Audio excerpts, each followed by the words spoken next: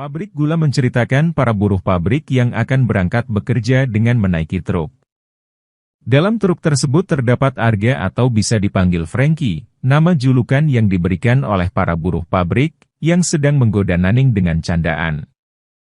Seperti memuji Naning dan siap menyerahkan bahunya untuk Naning bersender jikalau ia mengantuk di perjalanan. Godaan tersebut membuat Naning terlihat malu bersama dengan seorang temannya yaitu Sarwenda atau bisa dipanggil Endah. Tidak lama kemudian truk yang ditumpangi oleh mereka akan segera diberangkatkan, namun dari kejauhan Naning dan Endah melihat Wati yang sedang berlari menuju truk dan tertinggal segera memberitahu sopir untuk berhenti menunggu Wati. Truk pun menunda sebentar keberangkatan mereka. Hendra membantu Wati untuk naik ke dalam truk dia juga. Bertanya kepada Wati apakah Wati jadi ikut rombongan buruh pabrik dan memastikan bahwa Wati benar-benar boleh ikut dalam rombongan buruh pabrik dikarenakan mengingat Ibu Wati tidak mengizinkan Wati untuk ikut. Wati pun tidak ragu untuk menjawab Hendra bahwa dia benar ikut ke dalam rombongan tersebut. Hendra juga memastikan kembali bahwa Wati apakah sudah diperbolehkan oleh ibunya untuk ikut ke dalam rombongan buruh pabrik. Wati pun menjawab dengan penuh kepastian bahwa ibunya memperbolehkan ia ikut bekerja sebagai buruh pabrik dengan alasan ia ingin membantu Hendra bekerja karena untuk biaya pernikahan mereka. Wati berpikir bahwa ia juga harus ikut bekerja membantu Hendra agar tanggungan biaya pernikahan tidak ditanggung oleh Hendra saja. Setelah Wati dan Hendra naik ke dalam truk mereka disambut oleh godaan Arga yang tiada hentinya menggoda Hendra dan Wati dengan bercandaan lucu maupun dewasa. Setelah semua buruh pabrik tersebut naik ke dalam truk, sebelum berangkat masing-masing dari mereka berdoa agar diberikan kelancaran selama perjalanan. Truk pun mulai berangkat dan perjalanan pun lancar disuguhi pemandangan hutan, pohon-pohon yang rindang melewati jembatan yang panjang dengan pemandangan indah. Melewati kebun tebu yang luas, sampai dari mereka tertidur pulas di dalam truk disertai perbincangan yang lucu dari mereka. Salah satu dari mereka berdiri dan melihat pemandangan luar. Pandangan dia tiba-tiba terfokus pada pabrik dan mengucapkan itu pabriknya dengan nada bertanya. Setelah mendengar ucapannya tersebut mereka semua kemudian ikut berdiri dan melihat pabrik tersebut. Sepanjang perjalanan mereka memandangi pabrik tersebut dari kejauhan sampai akhirnya mereka sampai pada pabrik tersebut. Truk memasuki gerbang masuk area pabrik yang dimana pabrik itu adalah pabrik gula. Mereka pun turun dari truk dan mulai berbaris sesuai aturan untuk memasuki pabrik gula tersebut. Malam pun tiba mereka melakukan makan malam bersama. Mereka saling menawarkan ajakan makan malam bersama sembari perkenalan satu sama lain. Percakapan mereka terasa hangat sambil melakukan makan malam bersama. Di dalam percakapan makan malam tersebut Wati juga memberitahu mereka bahwa Naning dan dia, Wati, dari kampung yang sama. Tiba-tiba di tengah makan malam mereka mendengar suara sirine atau bel yang sedang berbunyi. Mereka tampak kebingungan dan mengira sepertinya suara sirine tersebut menandakan kalau sudah jam waktunya tidur. Karena merasa penasaran, Endah kemudian melihat ke arah luar dan berjalan mendekati jendela. Dia, Endah, kemudian melihat situasi di luar dari jendela. Temannya menegur Endah untuk jangan lihat keluar dulu dan segera untuk makan dahulu. Di sisi lain salah satu buruh laki-laki yang tengah bersih-bersih di kamarnya dan hendak mau tidur dikejutkan dengan hal mengejutkan yang terjadi yaitu munculnya sesosok yang tengah sekilas berdiri di depan laki-laki tersebut. Ia sontak terkaget. Selanjutnya kejadian. Pada kamar perempuan terdapat salah satu buruh pabrik perempuan. Ia adalah Endah yang tengah sedang mengambil minum. Di saat sedang meminum air ia melihat ke atas dan melihat bahwa atap sedang bocor dan di belakang seperti sekilas ada bayangan yang lewat. Ia sontak kaget dan berjalan mengecek sekitar. Ia juga memanggil Wati, Naning dan Rani. Tetapi tidak ada balasan. Ia tetap berjalan perlahan dan membuka pintu. Ia keluar dan mengecek sekitar karena dia penasaran dan terkejut pada saat yang dia alami sebelumnya. Ia berjalan mengelilingi sekitar pabrik gula karena rasa penasarannya. Ia juga merasakan ada hal aneh pada pabrik gula tersebut. Suasana yang gelap dengan bangunan pabrik yang Terkesan kuno, tidak terawat, serta lampu-lampu remang yang menghiasi membuat ia semakin penasaran dan berkeliling lebih mendalam. Ia memasuki gudang pabrik gula dan ruangan-ruangan. Kemudian terdapat suara gamelan yang terdengar dari jauh. Endah mengikuti suara gamelan tersebut sampai di luar. Ia terus mengikuti suara gamelan tersebut dengan memandangi area sekitar, dan ia kemudian mendekati sela-sela yang menurut ia mencurigakan. Ia mengintip sela-sela tersebut, ternyata terdapat ruangan yang menunjukkan pertunjukan wayang dan ritual. Ia melihat sekitar dan merasakan hal aneh. Ia merasakan ketakutan dan kebingungan. Ia mencoba melihat sekitar dan semakin takut. Tiba-tiba ia terjatuh ke bawah dan berlari dengan rasa ketakutan. Pagi telah tiba. Wati, Naning, dan Endah serta teman-teman buruh pabrik lainnya bersiap untuk pergi bekerja. Namun Endah bertanya kepada Wati dan Naning dengan penuh penasaran terhadap tadi malam, apakah mereka ada yang keluar saat malam. Wati dan Naning menjawab tidak. Wati yang penasaran akan pertanyaan Endah, ia bertanya kembali kepada Endah, namun Endah menghiraukan mereka. Dia memilih untuk tidak memperpanjang hal tersebut dan segera berangkat menuju pabrik gula dan memulai hari pertama mereka untuk bekerja. Sesampainya di sana mereka disambut oleh Ibu Marni, yaitu penanggung jawab pekerja musiman di pabrik gula tersebut. Ia memperkenalkan Mbah Samin dan juga Rano serta Karno yang merupakan satpam di pabrik gula tersebut. Bu Marni juga memperkenalkan mandor-mandor yang mengawasi kerja para buruh pabrik tersebut.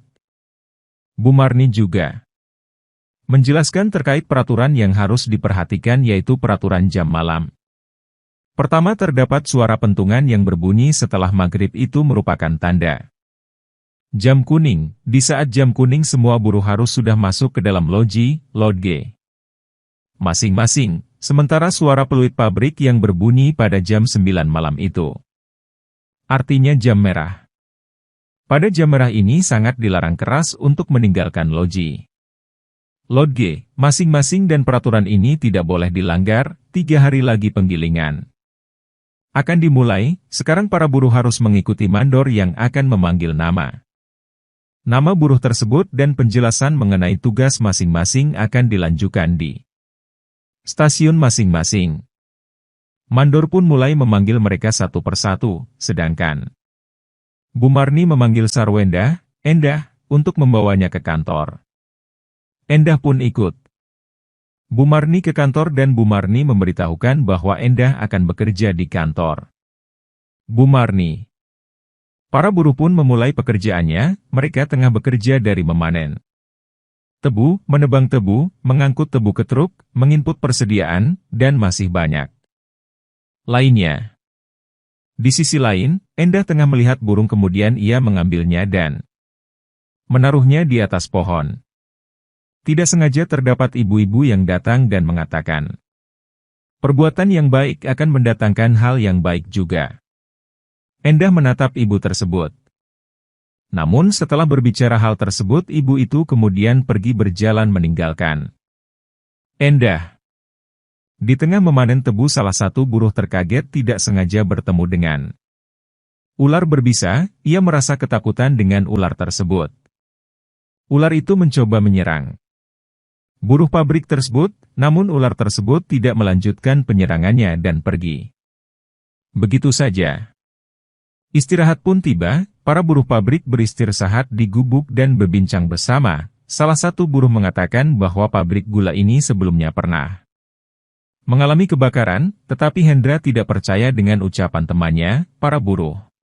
Salah satu buruh tersebut bercerita bahwa 7 tahun yang lalu terjadi kebakaran besar di gudang, semua yang terjebak meninggal. Eko bertanya apakah korban tersebut buruh musiman semua, dan salah satu buruh tersebut menjawab benar bahwa mereka yang meninggal adalah buruh musiman semua. Salah satu buruh tersebut kemudian melanjutkan cerita bahwa kejadian tersebut disebabkan karena mereka keluar malam dan mabuk, gudang tiba-tiba terkunci dan ada ledakan besar.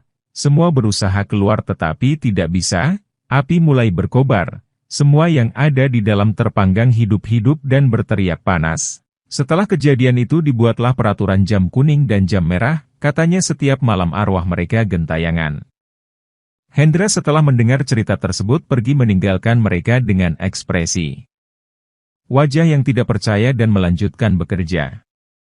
Di ruangan kantor Bu Marni, Endah sedang bekerja tiba-tiba mendengar suara batuk. Ia melihat sekitar dan merasakan hal aneh. Tiba-tiba ada sesosok menyeramkan berada di belakang samping Endah. Endah tidak sengaja melihat sesosok tersebut kemudian terkaget dan menjerit ketakutan. Ia sontak langsung berdiri berlari ke samping dan menoleh sekitar serta mengecek baju dan tubuhnya karena terdapat air liur dari sesosok hantu tersebut yang jatuh di pundak Endah. Dengan perasaan takut, gemetar, dan berkeringat Endah melihat jam dinding dan waktu. Menunjukkan sudah 5:30 sore. Endah berjalan cepat menuju pintu untuk segera keluar dan balik ke loji, lodge, atau tempat peristirahatan mereka. Setelah Endah keluar dari ruangan Bu Marni, ia melihat seseorang jalan di lorong. Endah mengira bahwa seorang tersebut adalah Rani. Endah mengikuti seorang tersebut dan mendekatinya. Semakin mendekat, Endah melontarkan pertanyaan terkait semalam apakah Rani keluar. Namun ternyata Endah salah mengira, setelah ia mendekati seorang tersebut mendengar pertanyaan yang dilontarkan Endah, seorang tersebut tertawa menoleh dan berubah menjadi sesosok hantu yang menyeramkan. Sesosok tersebut mencoba menyerang Endah. Endah melihat hal tersebut sontak langsung berlari ketakutan menuju gerbang gedung depan. Setelah sampai di depan, Endah bertemu Wati, Naning dan Rani. Wati dan temannya memanggil Endah dan bingung melihat keadaan Endah. Mereka kemudian langsung segera balik menuju ke loji, lodge, untuk beristirahat. Malam hari telah tiba. Arga, teman buruhnya, dan Pak Satpam sedang tengah bermain dan membicarakan tentang enaknya kerja di pabrik gula ini. Frankie mengatakan kepada Pak Satpam bahwa kerja di pabrik gula ini katanya enak karena gaji yang besar dan tersedia 4 tinggal. Tetapi Pak Satpam menjawab memang benar kerja di sini enak. Tetapi warga sekitar sudah tidak ingin lagi bekerja dan tinggal di sini. Kemudian Frankie dan Dwi bertanya kepada Pak Satpam bahwa di sini, pabrik gula, apakah banyak arwah gentayangan? Pak Satpam menanggapi hal tersebut dan memang benar bahwa di sini banyak arwah gentayangan korban dari kebakaran besar pada zaman dahulu.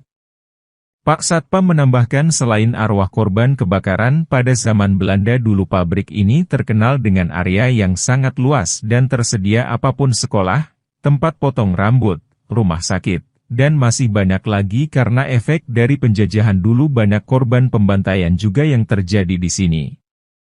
Terdapat sesosok hantu yang seram yaitu hantu balik badan, jadi dia datang menghampiri dan menampakkan diri dengan berbalik badan. Pak Satpam juga menjelaskan bahwa kita tidak bisa berlari ke sana kemari karena sesosok hantu tersebut tersebut akan menghalangi kita kemanapun kita akan berlari. Lalu Dwi ketakutan dan bertanya kepada Pak Satpam bagaimana cara agar bisa melarikan diri dari sesosok hantu tersebut. Pak Satpam pun menjawab bahwa satu-satunya untuk bisa menghindari dan melarikan dari sesosok hantu tersebut adalah mengatakan atau berpamitan dengan mengucap permisi. Dwi dan Frankie terheran-heran dan ketakutan akan cerita Pak Satpam. Melihat hari sudah terlalu malam dan sudah mendekati jam merah, Dwi berpamitan terlebih dahulu kepada Pak Satpam dan temannya. Frankie pun ikut menyusul Dwi yang sedang berjalan dengan sangat cepat. Jarak Dwi dan Frankie sangat jauh. Frankie mengatakan bahwa kalau jalan jangan terlalu cepat, dibuat santai aja dan tidak takut, tetapi Dwi menghiraukan perkataan Frankie. Tidak lama kemudian suara sirine atau bel jam merah pun berbunyi menandakan bahwa buruh harus sudah di dalam loji, lodge. Mendengar suara sirine jam merah tersebut, Frankie kemudian berlari kencang melewati Dwi yang sedang membeku di tempat. Frankie meninggalkan Dwi dan Dwi pun menyusul. Franky dengan keadaan kalut ketakutan sampai sandal jepitnya tertinggal satu. Sesampainya di loji, Lot G, Franky segera menutup pintunya, namun Dwi masih di luar. Melihat Franky menutup pintu sontak Dwi berteriak memanggil Franky. Tiba-tiba Dwi terfokus pada pantulan kaca di pintu yang menunjukkan sesosok perkumpulan hantu. Korban kebakaran yang menampakkan diri. Dwi semakin ketakutan dan dia segera membuka pintu dengan paksa. Pintu pun berhasil dibuka, Franky dan Dwi sudah berada di dalam loji, Lot G. Kemudian keadaan pada loji, Lot G, para perempuan mereka sedang berbincang. Wati mempertanyakan persoalan pernikahan dia dengan Hendra. Wati khawatir jika Hendra keberatan dan tertekan atas banyaknya tuntutan permintaan dari ibunya. Wati takut Hendra terbebani dan tidak bahagia karena pernikahannya. Wati bertanya kepada Naning jika Naning menjadi Wati apa yang harus ia lakukan. Lalu Naning menjawab kalau memang belum atau tidak punya apa-apa maka ia tidak akan menikah. Setelah menjawab Naning kemudian izin untuk ke kamar mandi. Wati juga bertanya kepada Endah namun Wati melihat Endah setiap kali dan sering sekali melamun baru-baru ini. Wati dan Rani tampak khawatir akan keadaan Endah. Wati pun berkata jika ada apa-apa harus cerita ke kami jangan dipendam sendiri. Mendengar hal tersebut Endah sempat sadar dari melamunnya dan bilang tidak apa-apa dengan ekspresi yang terkesan baik-baik saja. Mereka mengambil piring di meja, tetapi hal mengejutkan terjadi yaitu keluarnya kelabang panjang hitam pekat muncul dan membuat piring yang akan diambil mereka terbalik. Wati, Endah, dan Rani pun sangat kaget akan kemunculan kelabang tersebut. Endah yang melihat hal tersebut semakin ketakutan dan perasaan Endah semakin campur aduk. Di sisi lain pada loji, Lot G, laki-laki, Hendra mengambil wudhu dan akan melakukan ibadah sholat sama dengan Wati. Di loji, Lot G, perempuan Wati juga mengambil wudhu dan akan melakukan ibadah sholat. Mereka pun melakukan kewajiban ibadah sholat di loji, Lot G, masing-masing. Namun gangguan sesosok hantu pun menghantui mereka di saat melakukan ibadah sholat.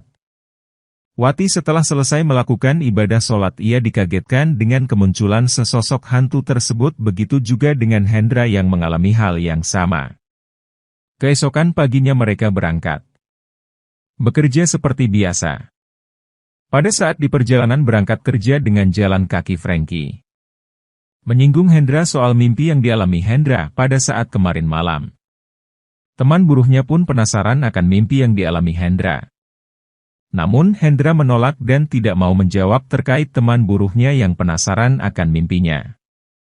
Wati pun ikut penasaran dan menanyakan hal tersebut ke Hendra tetapi lagi-lagi Hendra menolak tidak mau menjawab meski Wati yang bertanya. Mereka kemudian melanjutkan perjalanan mereka. Sesampainya di tempat kerja mereka mengerjakan pekerjaan sesuai pembagian yang sudah ditetapkan. Endah membantu Rani mengantarkan dokumen ke kantor. Namun di tengah perjalanan Endah menoleh ke belakang melihat kereta tebu kosong yang berjalan sendiri tanpa ada yang mengoperasikan. Di arah kiri terdapat kereta tebu yang sudah penuh batang tebu juga berjalan sendiri. Endah lalu teralihkan pandangannya ke tengah rel kereta tebu tersebut dan di sana terdapat Rani yang sedang berjongkok. Endah pun berjalan pelan dan memastikan apakah orang tersebut adalah Rani. Pada saat Endah fokus melihat orang tersebut ternyata saat orang itu menoleh menghadap ke Endah ternyata benar bahwa orang itu adalah Rani. Rani melihat Endah dengan senyuman yang mengerikan. Kemudian Rani menghadap ke kereta tebu yang sudah penuh. Melihat kejanggalan tersebut Endah sontak berteriak memanggil Rani. Endah berteriak histeris. Karena kereta tersebut tetap berjalan. Setelah kereta tersebut semakin mendekati Rani. Perlahan kereta tersebut berhenti tepat di depan Rani. Endah sedikit merasa lega tetapi hal yang tidak terduga terjadi yaitu kereta yang berisikan penuh tebu menjatuhkan tebu tepat di hadapan wajah Rani. Hal ini menyebabkan seluruh buruh pabrik panik dan menghampiri Rani. Endah pun ikut panik dan semakin ketakutan. Bu Marni membawa Endah ke kantornya dan memarahinya mengapa yang membawa dokumen bukan Rani melainkan Endah. Jika Endah tidak membantu Rani maka Rani tidak akan mengalami kejadian seperti ini. Endah semakin ketakutan dan tidak bisa mengendalikan dirinya, ia merasa bersalah kepada Rani. Mbah Samin datang ke kantor Bu Marni dan mengajak Bu Marni untuk berbicara di luar kantor. Mbah Samin berbicara kepada Bu Marni bahwa penggilingan harus ditunda untuk minggu depan dan kejadian ini harus dibuktikan bahwa penyebabnya tidak ada kaitannya dengan persembahan yang dilakukan. Bu Marni marah kepada Mbah Samin bahwa penggilingan tidak bisa ditunda minggu depan dikarenakan malam legi minggu depan sudah tidak ada. Jika penggilingan diundur maka pabrik gula juga mengalami kerugian besar, kata Bu Marni. Ia tidak mau tahu bahwa Mbah Sarmin harus mengurus kejadian ini dengan bersih. Endah tidak sengaja mendengar percakapan tersebut. Endah kini memiliki pikiran dan perasaan yang janggal terkait pabrik gula ini. Waktu pun telah berlalu.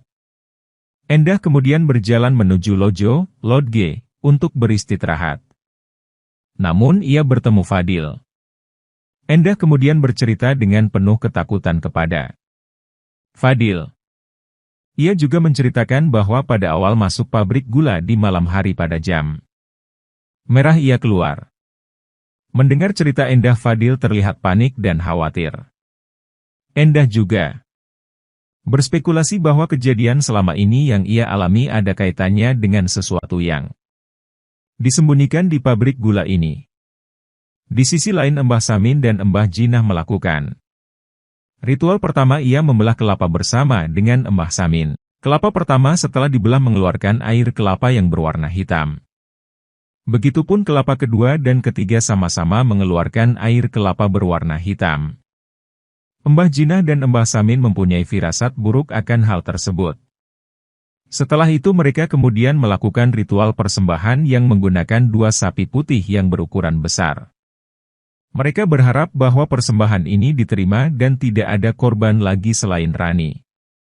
Di dalam loji Endah melewati kamar Rani tetapi Endah mempunyai perasaan yang tidak enak ia. Membuka kamar Rani di sana Endah melihat Rani yang sedang duduk di kasur. Kemudian Rani berdiri, suasana di dalam tiba-tiba menjadi menegangkan dan mencekam. Rani perlahan berdiri dan menoleh ke Endah dengan wajah yang penuh luka dan menyeramkan. Endah sontak berteriak histeris melihat penampakan Rani yang menyeramkan. Wati dan Naning pun mendengar jeritan Endah langsung berlari menghampiri Endah. Wati dan Naning kemudian membawa Endah keluar kamar dan duduk. Wati dan Naning mengatakan pasti Endah sangat merasa bersalah kepada Rani sehingga ia mengalami kejadian seperti ini. Setelah itu Wati meminta tolong Naning untuk mengantarkan rantang makanan untuk Hendra. Naning pun keluar dan menuju ke loji laki-laki. Setelah sampai di loji laki-laki Naning mengetuk pintu dan yang membuka pintu adalah Frankie. Frankie pun menyambut Naning dengan bahagia serta menggoda Naning. Fadil dan Dwi kemudian ikut menyambut Naning disusul dengan Hendra. Rantang makanan pun segera Naning kasihkan kepada Hendra. Setelah itu Naning segera pergi mengingat tidak lama lagi adalah jam merah. Di perjalanan Naning berjalan sangat lambat dan ternyata tidak kerasa sirine jam merah berbunyi. Naning seketika membeku dan diam di tempat. Ia melihat sekitar dan merasa merinding serta suasana menjadi mencekam. Naning kemudian berlari memasuki loji, di luar sudah disambut penampakan hantu korban kebakaran. Keesokan paginya Mbah Samin dan Mbah Jinah mengunjungi tempat persembahan sebelumnya. Setelah dibuka ternyata sapi masih utuh dan menandakan bahwa persembahan tersebut tidak diterima. Mereka kemudian inisiatif untuk melakukan ritual persembahan lainnya di bawah pohon besar menggunakan kepala sapi yang telah dipotong.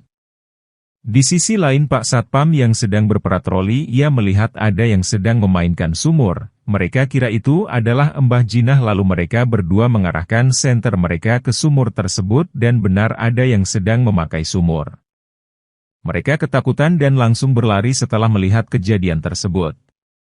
Pada loji laki-laki Fadil yang tengah ingin tidur dikejutan dengan gangguan sesosok hantu yang telah menghantui Endah, Wati dan Hendra sebelumnya. Fadil membuka matanya yang sudah tertutup ingin tidur. Saat membuka mata ia dikagetkan dengan sesosok hantu buntung yang berada di atasnya. Ia merasa sesak dan ketakutan. Ia juga menoleh ke samping dan ternyata kepala hantu tersebut berada di samping Fadil. Hantu tersebut tertawa melihat Fadil menderita dan ketakutan. Keesokan paginya Fadil terlambat berangkat bekerja. Setelah keluar dari loji, Lot G, Fadil dikagetkan dengan segerombolan Pak Satpam, Bu Marni, Mbah Samin, dan Mbah Jinah. Mereka semua berlari menuju ke arah sumur. Fadil pun mengikuti mereka dengan bersembunyi. Mereka terkaget bahwa di dalam sumur terdapat orang yang tenggelam dengan keadaan sudah tidak bernyawa. Bu Marni sangat marah melihat kejadian tersebut. Mereka semua kemudian pergi dan Fadil pun penasaran apa yang sudah dilihat oleh mereka semua dan membuat Bu Marni sangat marah. Setelah melihat ke sumur tersebut, Fadil sangat kaget karena melihat mayat yang tenggelam di dalam sumur.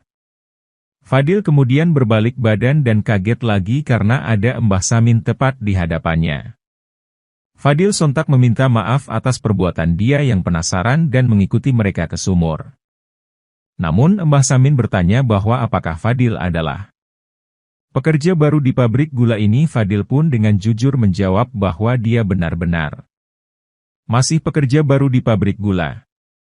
Lalu Mbah Samin berkata bahwa Fadil bukanlah manusia biasa. Mbah Samin bertanya gangguan atau kejadian apa yang telah dialami Fadil selama ini. Fadil pun terheran-heran akan perkataan Mbah Samin. Kemudian ia menceritakan kepada Mbah Samin yang ia alami selama ini. Mbah Samin pun merespon dengan baik dan menasehati Fadil bahwa harus berhati-hati dalam berucap dan bertindak karena gangguan dan kejadian yang dia alami bisa membahayakan diri dia sendiri ke depannya. Kemudian Mbah Jinah membawa Endah dan Fadil ke ruangannya. Mbah Jinah meminta Endah untuk mengulurkan tangannya untuk menanyakan apa yang dilihat pada malam pertama dia. Kemudian Endah menceritakan bahwa dia pada malam pertama ia keluar loji pada jam merah untuk mengikuti seseorang yang keluar dari loji tersebut. Lalu Endah mengikuti seseorang itu sampai ke dalam pabrik gula. Dia melihat pagelaran wayang. Fadil kemudian izin untuk menanyakan hal ini kepada Mbah Jinah bahwa apakah yang diikuti Endah adalah Rani. Mbah Jinah pun menjawab ia baru bertemu Rani setelah kecelakaan kemarin dan Rani adalah salah satu korban atas kemarahan kerajaan Demit. Mbah Jinah juga menjelaskan bahwa sebenarnya himbauan jam malam tersebut digunakan supaya buruh-buruh tidak bisa melihat mereka yang merupakan penghuni kerajaan Demit seperti yang Endah lihat. Pagelaran wayang yang dilihat Endah di malam pertama saat jam merah adalah kerajaan Demit. Tetapi dua korban dari kejadian kemarin bukan disebabkan oleh kerajaan Demit yang dilihat Endah melainkan masih terdapat kerajaan Demit yang lebih besar lagi namun masih belum diketahui oleh Mbah Samin dan Mbah Jinah.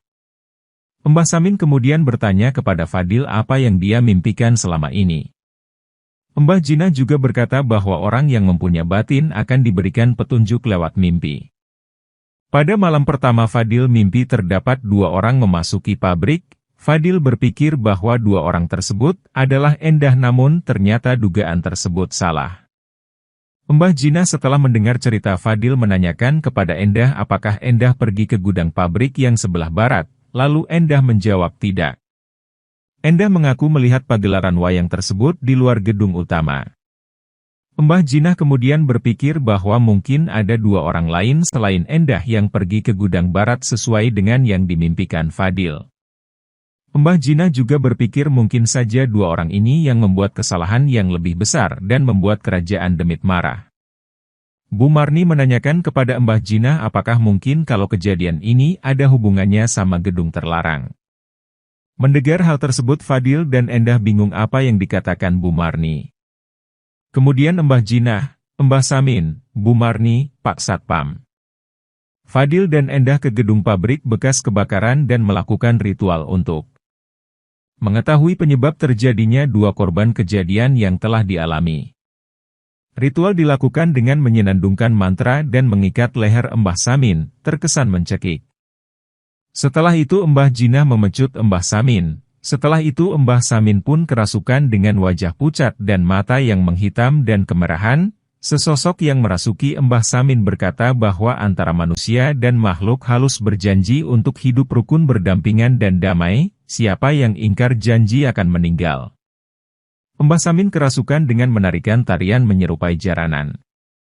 Mbah Samin berjalan di atas kaca yang berserakan sembari tetap menarikan tariannya. Selain itu Mbah Samin juga memakan kaca tersebut. Mbah Samin kemudian berlari ke arah yang menunjukkan sumber sebab kemarahan demit ini. Mereka pun mengikuti arah Mbah Samin berlari, setelah sampai Mbah Jinah menghampiri Mbah Samin untuk mengecek keadaannya. Fadil menanyakan sebenarnya tempat ini itu apa. Lalu Mbah Jinah menjelaskan bahwa tempat ini pada zaman Belanda sering mengalami kecelakaan. Pada tempat ini mereka akhirnya mengikat perjanjian pada Maharatu dan pemimpin kerajaan Demit agar tidak mengganggu. Sejak itu gudang ini menjadi tempat keramat. 7 tahun lalu sekelompok buruh musimas melakukan hal ceroboh di tempat ini. Kesalahan itu menyebabkan amarah pemiliki kerajaan sehingga kebaran terjadi. Setelah itu gudang ini benar-benar ditutup. Mbah Jinah juga tidak menyangka bahwa masih ada orang yang menggunakan tempat ini secara ceroboh apalagi sampai merusak batas gaib. Tidak hanya itu saja tetapi ada yang mencuri benda milik Maharatu yaitu perhiasan emas tak kasat mata milik Maharatu dan entah bagaimana ada orang bisa melihat dan bahkan mengambil perhiasan tak kasat mata milik Maharatu. Di tengah situasi tersebut Bu Marni menjerit memanggil Mbah Samin dan Mbah Jinah mereka pun melihat ke arah Bu Mirna. Bu Mirna tiba-tiba mengalami keluar darah pada hidung, melihat hal tersebut semua. Orang termasuk Bu Marni sendiri tampak ketakutan, panik, dan khawatir. Setelah itu, mata Bu Marni ikut mengeluarkan darah yang sangat banyak. Tidak lama kemudian Bu Marni memuntahkan darah yang sangat banyak. Mbah Jinah dan Mbah Samin kemudian turun tangan untuk membantu Bu Marni. Ternyata hal tersebut merupakan sebuah peringatan yang dilakukan oleh kerajaan Demit. Pak Satpam kemudian membawa Bu Marni ke rumahnya. Mbah Jinah meminta tolong Fadil dan Endah untuk membantunya mencari 2 orang yang kemungkinan mengambil perhiasan tak kasat mata milik Maha Ratu. Fadil dan Endah pun menyetujui permintaan tolong Mbah Jinah. Pada saat di kamar, Naning melihat perhiasannya telah diacak-acak prajurit kerajaan Demit. Melihat hal tersebut Naning terkaget dan menghampiri perhiasan tersebut. Naning kemudian mengumpulkan lagi perhiasan tersebut dan menaruh ke dalam tas kain miliknya. Setelah itu ia ingin keluar namun pintu kamarnya mendadak menghilang. Naning ketakutan dan panik melihat tersebut. Pasukan kerajaan Demit menampakkan diri dan mendekati Naning. Naning menjerit ketakutan memanggil Wati dan Endah. Pasukan Demit tersebut semakin mendekat ke arah Naning. Ia semakin ketakutan dan menjerit meminta tolong. Hendra kemudian datang dan menghampiri Naning. Ia bertanya ada apa dan Naning memberitahu Hendra bahwa terdapat perhiasan di tas kainnya. Hendra pun terkaget. Mengapa perhiasan itu sampai berada di tas kainnya Naning? Hendra marah dan mengajak Naning untuk mengembalikan perhiasan tersebut. Mereka berlari keluar, namun Naning berhenti melihat banyaknya pasukan kerajaan Demit yang menghadang mereka di depan. Lodji, Lodge. Hendra pun berhenti dan tiba-tiba kepala Hendra berputar ke belakang. Melihat Naning. Naning pun sontak kaget dan sangat ketakutan melihat kejadian menyeramkan. Sedangkan Hendra yang asli sedang membuka gerbang melihat Naning menjerit sampai terjatuh di depan pintu loji. Hendra pun menghampiri Endah dan membantunya berdiri untuk segera berjalan menuju tempat untuk mengembalikan perhiasan yang ternyata perhiasan tersebut perhiasan tak kasat mata milik Maharatu. Di sisi lain Frankie, Dwi dan Wati tengah berkumpul dan mengobrol di ruang tengah. Mereka membicarakan Endah dan Fadil yang tiba-tiba dipanggil Mbah Samin dan Mbah Jinah. Mereka bahkan tidak berpikir bahwa Fadil dan Endah tidak melakukan kesalahan dan masih mentaati peraturan. Sedangkan Wati ia tersadar bahwa Hendra tidak kunjung balik ke loji, Lodge. Wati kemudian keluar untuk mengecek keadaan sekitar. Fadil dan Endah tiba-tiba datang dan Wati yang melihat datangnya Endah dan Fadil segera menghampiri mereka disusul dengan Frankie dan Dwi yang ikut menghampiri Endah dan Fadil. Di depan loji, Lord G, Endah menemukan perhiasan berupa gelang emas. Ia lalu menyembunyikan di saku agar tidak terlihat oleh Wati, Frankie dan Dwi. Wati memberitahu Endah dan Fadil bahwa Hendra masih belum balik dan tidak ada di loji, Lord G.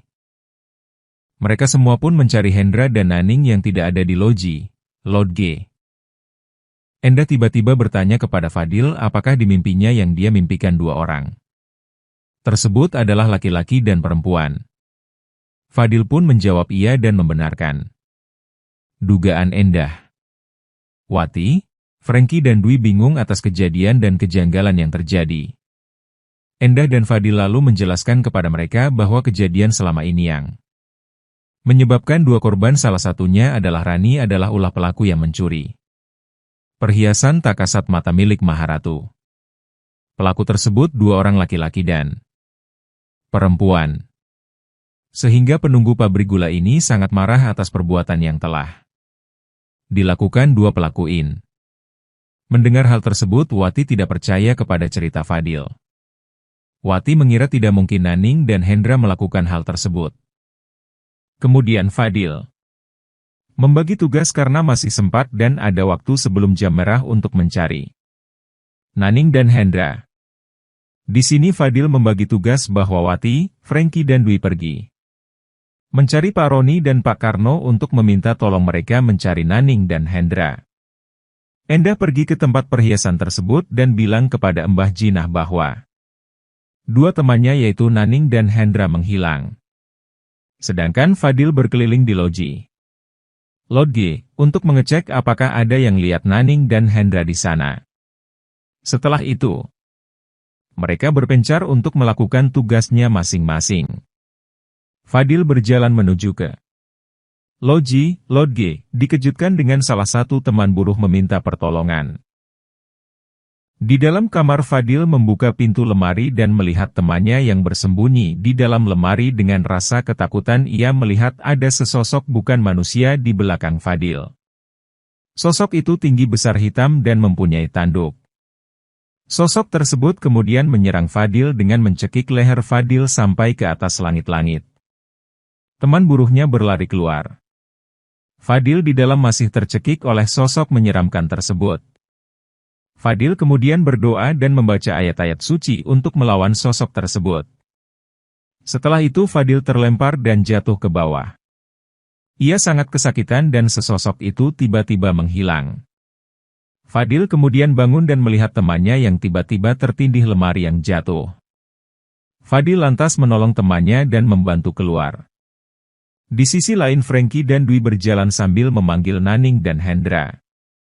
Mereka melihat sekilas penampakan hantu bersepeda. Hantu tersebut berputar balik dan menghampiri Frankie dan Dwi. Melihat itu mereka sontak berteriak ketakutan dan berlari kencang. Sedangkan Wati dan Endah tengah berjalan bersama. Endah sadar di belakang Wati terlihat sesosok hantu terbang yang menyeramkan. Endah lalu memberitahu Wati untuk terus berjalan dan jangan lihat belakang. Mereka pun melanjutkan perjalanan mereka. Fadil yang tengah sedang membantu teman buruhnya melanjutkan perjalanan.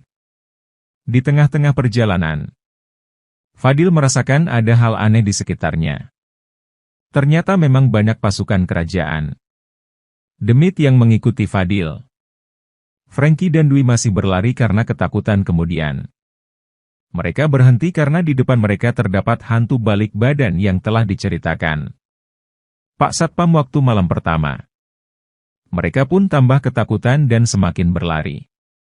Tiada arah. Namun setiap berlari mereka selalu diikuti dan dihadang hantu balik badan.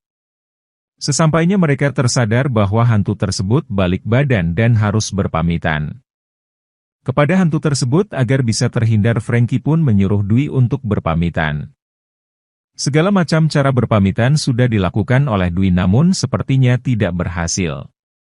Sampai akhirnya hantu tersebut tiba-tiba mengeluarkan kencing dan berbalik badan mengejar Frankie dan Dwi. Mereka pun berlari sampai akhirnya menabrak Fadil.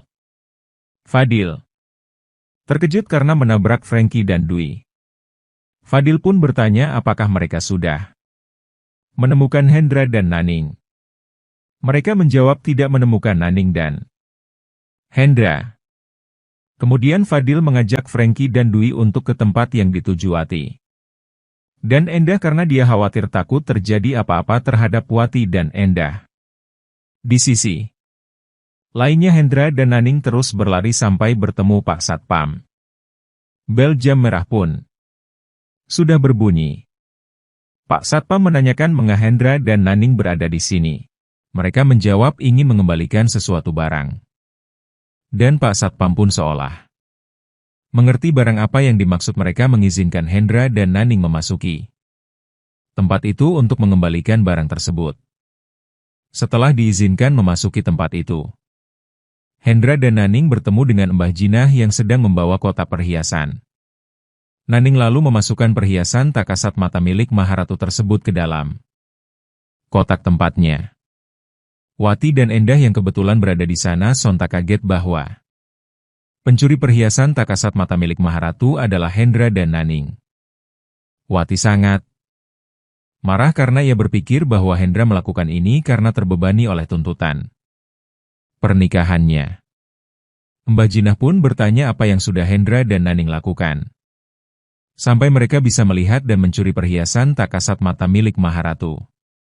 Di situ, Hendra dan Naning terdiam ketakutan dan bingung akan menjawab bagaimana pertanyaan dari Mbah Jinah.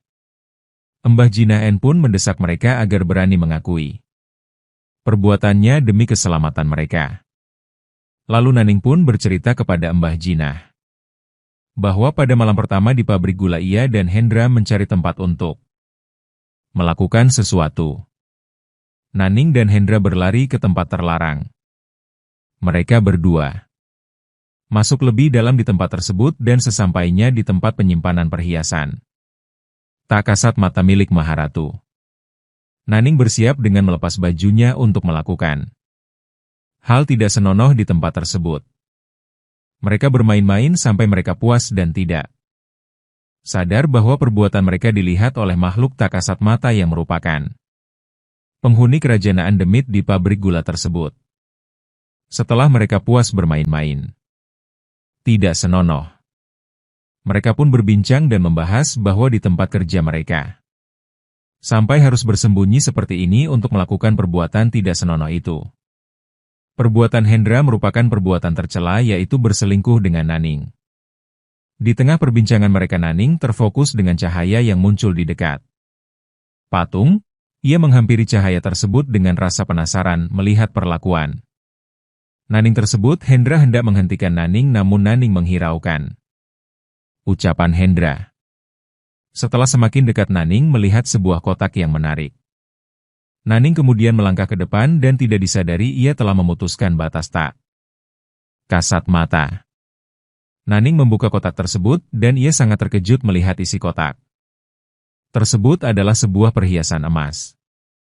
Naning sangat terkesan dan Hendra pun menghampiri Naning. Hendra ikut terkejut melihat perhiasan emas tersebut dan memberitahu Naning bahwa jangan membawa perhiasan emas tersebut karena Hendra memiliki perasaan yang tidak enak atas perhiasan tersebut. Kemudian Hendra meninggalkan Naning dan pergi begitu saja. Kembali kepada Mbah Jinah, beliau terkejut mendengar cerita dan pengakuan dari Naning. Wati yang mendengar cerita Naning pun ikut terkejut dan sangat kecewa kepada Hendra.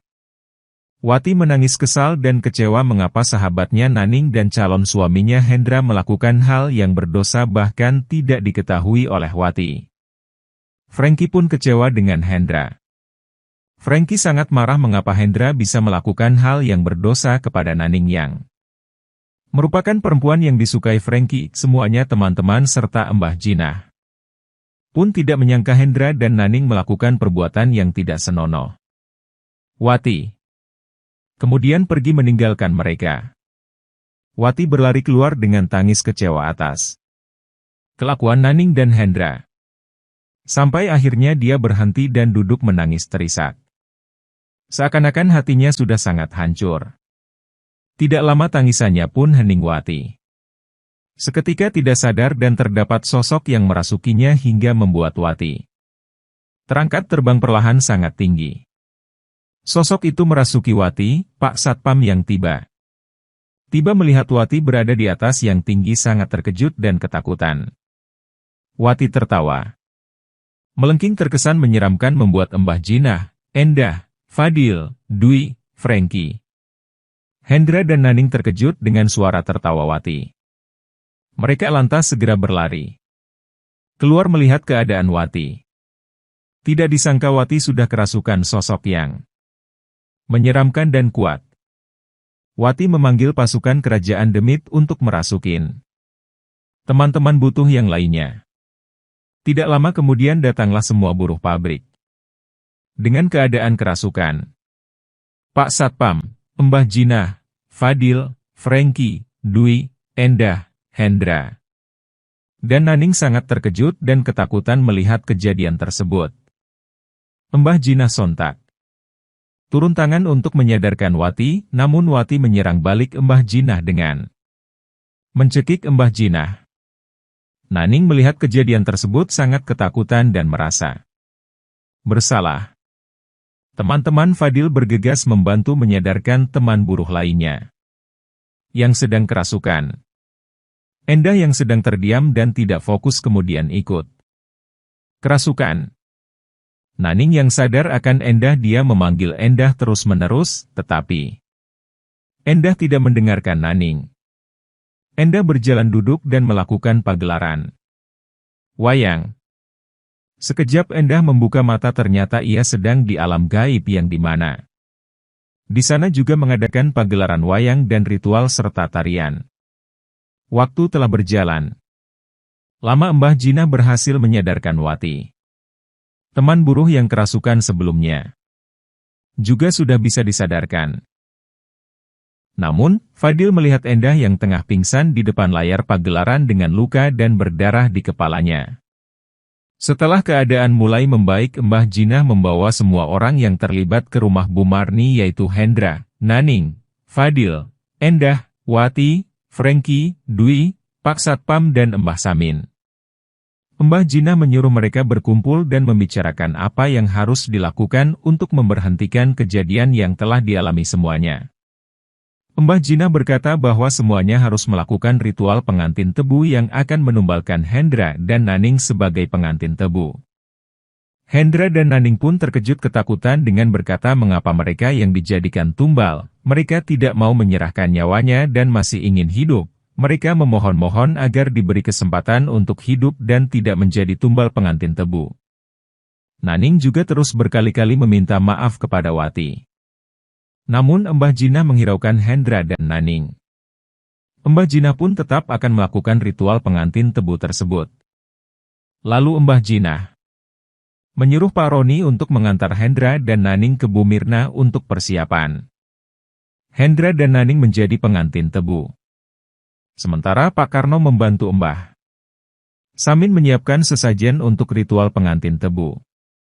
Fadil, Endah, Franky, Dwi dan Wati pun menyetujui dengan terpaksa dan ikut membantu persiapan ritual pengantin tebu. Bu Marni mulai mendandanin Hendra dan Naning sebagai pengantin tebu. Sesajen pun sudah disiapkan. Namun, karena semuanya tidak rela dan tidak ingin Hendra dan Naning menyerahkan nyawanya untuk tumbal pengantin tebu, Mbah Jinah dan Mbah Samin mengakali bahwa pengantin tebu diganti dengan boneka yang dilumuri dengan darah. Hendra dan Naning yang diambil secara paksa di tempat Bu Marni. Mbah Jinah mengoleskan darah Hendra dan Naning ke boneka yang dijadikan pengganti tumbal pengantin tebu. Hendra dan Naning ditempatkan di ruangan khusus serta Wati dan Franky menaburi garam di sekeliling Hendra dan Naning. Franky berkata kepada Hendra dan Naning bahwa tidak boleh melewati garam tersebut sebelum ritual selesai. Mbah Jinah juga menuliskan nama Hendra bin Sunario dan Naning Widyastuti di kertas serta ditempelkan ke boneka yang dijadikan pengganti tumbal pengantin tebu tersebut. Ritual pun dimulai, pengantin tebu diarak ke tempat ritual. Mbah Jinah dan Mbah Samin memulai ritual dengan memainkan gamelan dan mengucap mantra serta menari tarian tradisional. Mbah Jinah mulai kerasukan dan melanjutkan ritual dengan menusuk sapi yang sudah disiapkan. Di sisi lain Bu Marni dan Franky melihat di luar apakah ritualnya sudah dimulai. Dan kapan selesainya. Sedangkan Wati terus duduk mendengarkan permintaan maaf dari Hendra dan Naning yang terus-menerus diucapkan oleh mereka. Fadil, Dwi dan Endah berada di lokasi ritual. Sesajen sudah mulai dimasukkan dan selanjutnya pengantin tebu juga dimasukkan. Mereka yang mengarak mulai mengubur pengantin tebu tersebut. Mbah Samin mengode Fadil, Dwi dan Endah lewat isyarat tatapan mata untuk kembali ke rumah Bu Marni dan mengecek keadaan Hendra dan Naning. Di tempat Bu Marni, Franky selalu bertanya-tanya apakah ritualnya sudah selesai. Tiba-tiba hembusan angin di luar masuk melewati Pak Satpam menuju ke ruangan Hendra dan Naning menghancurkan lingkaran pembatas garam yang melingkari Hendra dan Naning. Seketika ruangan tersebut tertutup dan membuat Wati, Franky dan Bu Marni terkejut melihat ruangan tersebut tiba-tiba tertutup sendiri. Wati, Franky dan Bu Marni sangat panik dan khawatir. Mereka mendobrak pintu dan berteriak memanggil Hendra dan Naning. Mendengar teriakan tersebut, Pak Satpam terkejut dan berlari ke dalam rumah Bu Marni. Pak Satpam mencoba mendobrak pintu ruangan tersebut namun tidak bisa. Sesampainya Fadil, Dwi dan Endah di rumah Bu Marni, mereka mendengar teriakan Wati, Franky, Bu Marni dan Pak Satpam yang memanggil Hendra dan Naning. Mereka merasakan perasaan yang tidak enak dan segera berlari menuju ke dalam rumah Bu Marni. Mereka melihat ruangan Hendra dan Naning tertutup. Fadil mencoba mendobrak pintu tetapi tetap tidak bisa. Kemudian ketika ingin mendobrak lagi, pintu tiba-tiba terbuka sendiri secara perlahan. Mereka semua bergegas melihat ke dalam, namun ternyata yang di dalam bukanlah Hendra dan Naning melainkan boneka yang dijadikan tumbal pengantin tebu. Mereka sangat terkejut dan ketakutan. Kemudian mereka langsung berlari keluar dan bergegas ke tempat ritual untuk memberhentikan ritual dikarenakan kemungkinan boneka tersebut ditukar oleh sesosok atau Maharatu untuk dijadikan tumbal pengantin tebu. Mereka berlari sangat kencang dengan melewati kebun tebu. Sesampainya di tempat ritual, mereka bergegas menggali tanah yang telah mengubur Hendra dan Naning. Dengan tangisan ketakutan dan kekhawatiran, mereka terus menggali meskipun menggunakan tangan kosong. Mbah Samin dan Mbah Jinah pun heran apa yang sebenarnya terjadi. Mereka berdua menduga bahwa Maharatu telah menukar boneka tersebut dengan Hendra dan Naning yang asli. Mereka berdua pun ikut ketakutan. Mbah Jinah saat itu kerasukan dan muntah darah. Begitupun dengan Mbah Samin juga memuntahkan darah. Fadil, Wati, Endah, Franky dan Dwi terus menggali sampai wajah Hendra dan Naning kelihatan. Setelah itu mereka mengangkat jasad Hendra dan Naning untuk dikeluarkan dari tanah yang telah mengubur mereka. Sampai pagi pun tiba. Ritual dinyatakan selesai dikarenakan Maharatu sudah mengambil Hendra dan Naning. Para buruh pun kembali ke tempat tinggal asal mereka. Begitupun dengan Fadil, Wati, Endah, Franky dan Dwi. Mereka kembali dengan menaiki truk sama seperti mereka datang pertama kali ke pabrik gula. Namun sayangnya mereka kembali ke tempat tinggal asal mereka dengan membawa duka atas meninggalnya Hendra dan Naning. Selama perjalanan suasana menjadi sedih dan trauma. Ketika Fadil melihat Endah yang sedang terdiam, ia melihat di pinggir Endah terlihat sesosok menyeramkan yang mengikutinya. Hari demi hari telah berlalu. Setelah kejadian yang menyeramkan dialami Mbah Samin dan Mbah Jinah, mereka berdua mengecek gudang persembahan. Ternyata persembahan 2 sapi untuk pemimpin kerajaan Demit tidak diterima, melainkan pemimpin kerajaan Demit menginginkan nyawa Mbah Samin dan Mbah Jinah. Mereka pun berakhir diambil sebagai tumbal untuk pemimpin kerajaan Demit. Dengan demikian, akhir cerita film Pabrik Gula 2025.